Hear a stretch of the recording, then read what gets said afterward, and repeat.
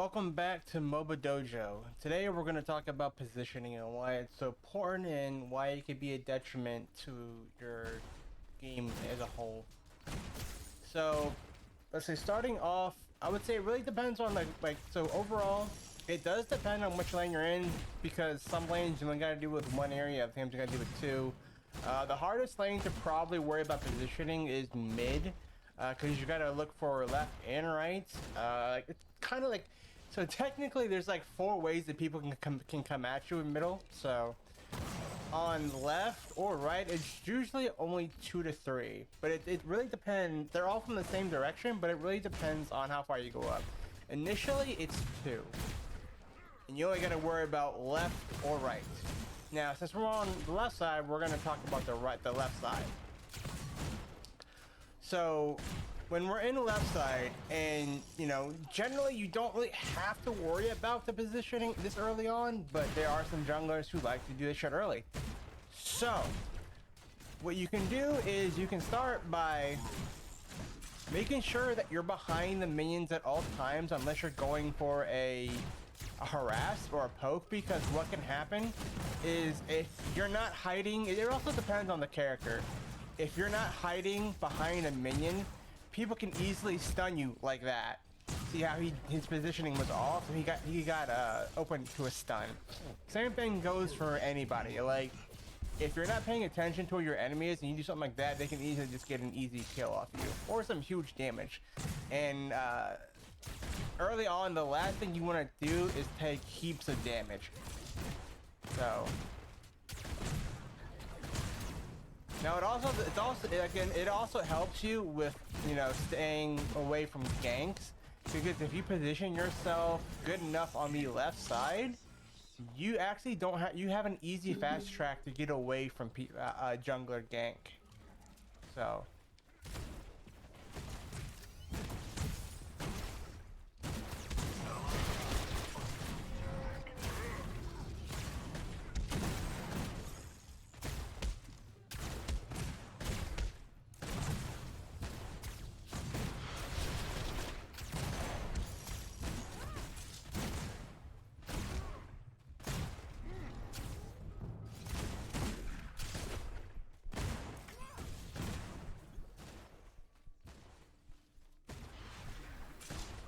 ooh, he almost got him.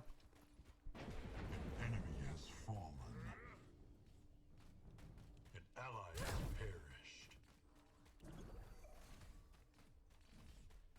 perished. The positioning can also help in a team fight in the duo, because let's say that right there, so I was basically trying to protect the AD carry from shots so he could survive longer in that fight, because I was banking on the fact that he would, you know, get a kill or at least try to. And by me positioning in front of him, it does kind of mess up his line of sight, but it's also the best way you can protect an AD carry in that kind of team like that. Because remember, if you're playing support, your role is not to get kills. It's to literally hold the AD carry's hand and support them for like the first 20 minutes of the game. So, and that involves taking kills for them, or taking, you know, taking deaths, not kills. Taking deaths, taking as much damage as you can that is being directed towards them. That doesn't mean take unnecessary damage. It just means that if you see your AD carry being targeted, do what you can to make sure that the damage gets put on you instead of him or her.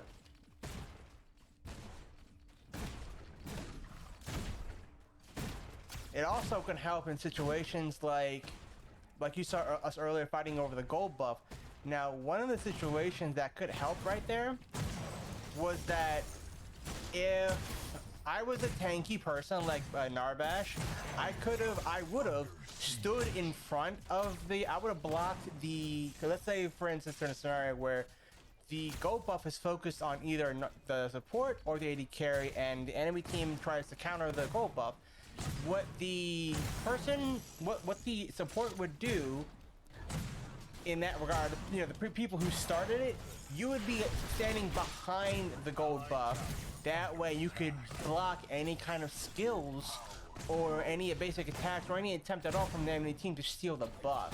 So by blocking, positioning yourself behind the minion, it allows you to save the buff and possibly, you know, pick up a kill. So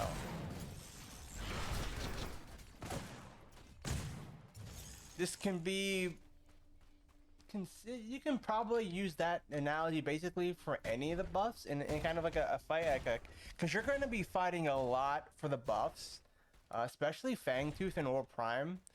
But Orb Prime doesn't really, I think Orb Prime is the only one that doesn't matter, because Orb Prime is so tall that its hitbox is actually pretty, see? I don't know if we got it, so, but that's what I was trying to do, that literally right there.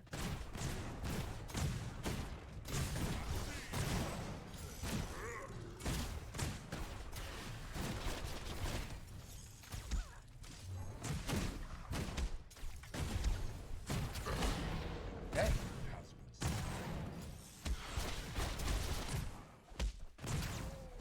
Ah, damn.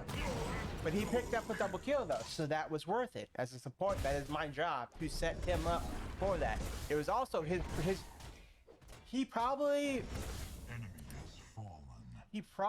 honestly, that was kind of a hard call. Like, one, you shouldn't, yes, you need to focus on the support, but also you really don't.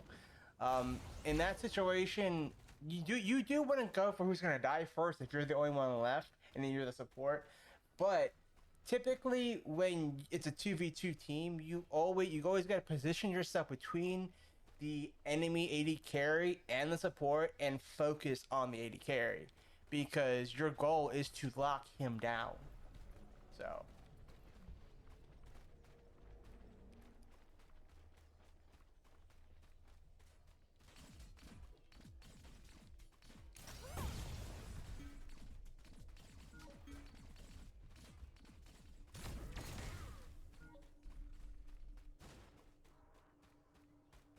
you also, positioning can also help for certain skills, like to avoid certain ability damage. Like for instance, Howitzer's ultimate puts him in the air, and then he can like rain down a bunch of rockets on you, and they are kind of like auto locked, but you can actually avoid the damage by hiding behind a pillar or something like this.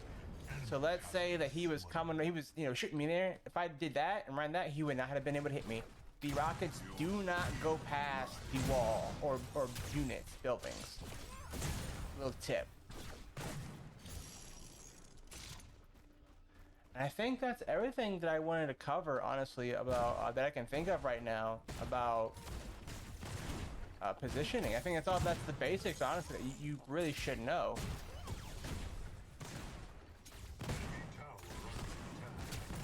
So we'll show some gameplay, and then we'll cut it in around 10 minutes maybe, and then we'll go from there. Tower under siege.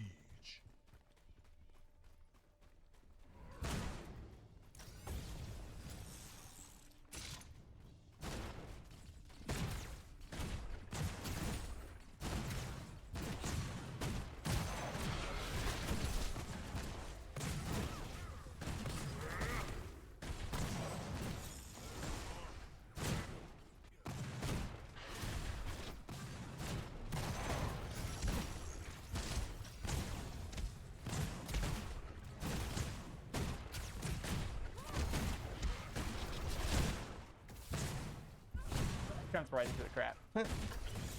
Ooh, and jumped into another trap.